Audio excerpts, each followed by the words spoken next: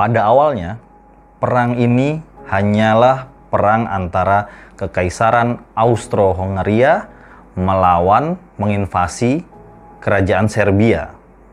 Tapi ada traktat antara Serbia dengan Rusia yang adalah ketika Serbia diserang oleh negara manapun, maka Rusia wajib membantu.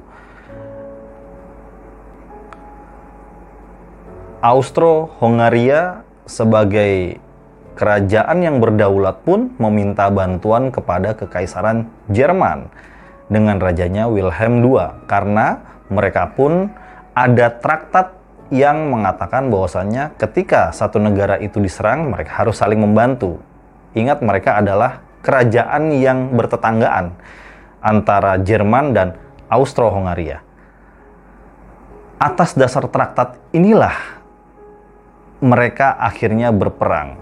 Jadi, ketika Austro-Hongaria memerangi Serbia, itu bukan hanya berperang dengan kerajaan Serbia saja, melainkan mereka ikut memerangi kerajaan Rusia dengan Kaisar Tsar Nicholas II.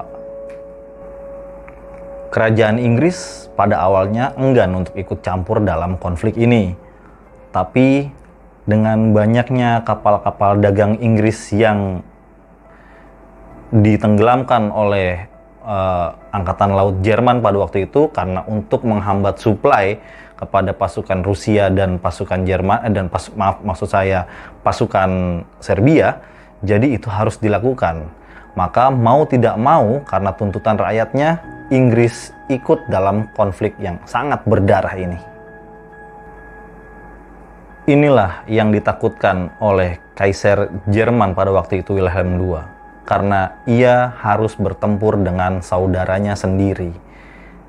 Bahkan lebih jauh lagi, dia harus menghadapi dua musuh di dua front pertempuran. Front pertempuran di Serbia dan Rusia, juga front pertempuran di Inggris yang membawa Prancis dan Belgia.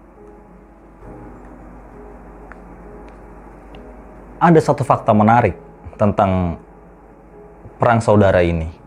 Sebenarnya, Kaisar Wilhelm II sudah enggan untuk berperang dengan saudaranya sendiri sejak awal.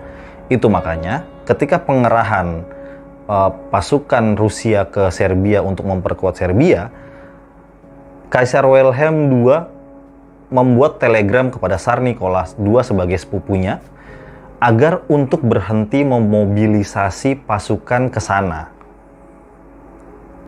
Tapi sayangnya telegram yang dikirim oleh Kaisar Wilhelm II tidak digubris oleh Tsar Nicholas II.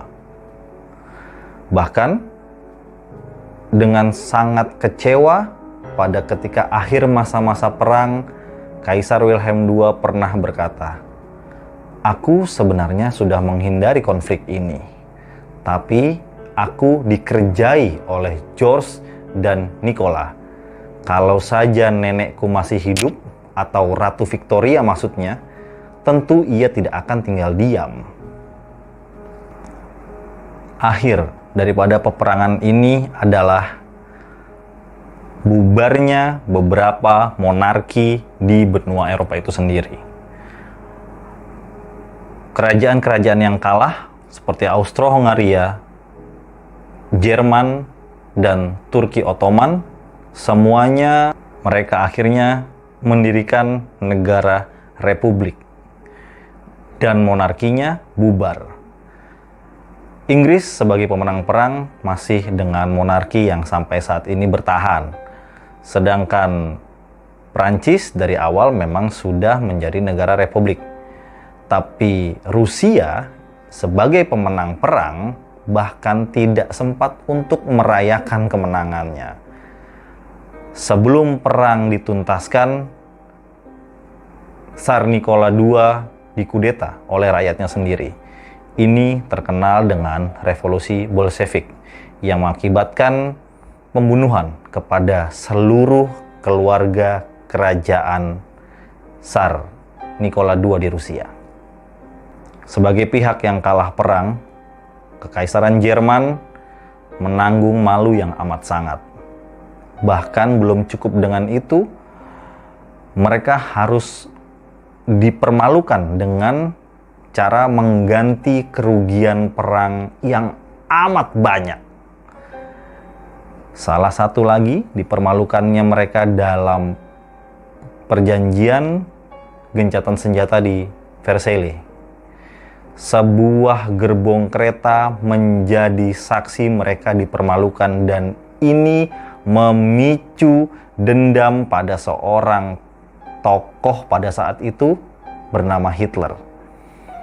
Ketika Perang Dunia Kedua, ia mengambil gerbong kereta yang tadinya untuk penandatanganan penyerahan kekuasaan dari Jerman ke sekutu, lalu menghancurkan gerbong tersebut.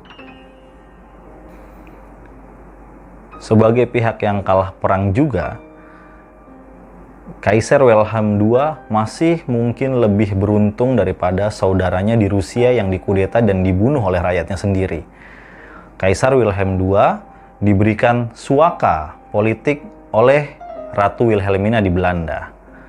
Sebenarnya, pasukan sekutu meminta agar ia disidangkan lalu dicap sebagai penjahat perang. Tapi itu tidak dilakukan oleh Ratu Wilhelmina sampai masa habis hayatnya Kaisar Wilhelm II tersebut. Karena Ratu Wilhelmina ingin menjaga hubungan baik antara dinasti Victoria dan dinasti Oranye di Belanda. Nah, itu tadi sekelumit cerita tentang Perang Dunia Pertama. Neraka pertama yang terjadi di Eropa. So, kalau ada yang mau menambahkan atau mengkoreksi, silakan komen di bawah ini. Sampai jumpa di episode Kick Out selanjutnya. Salam Kick Out.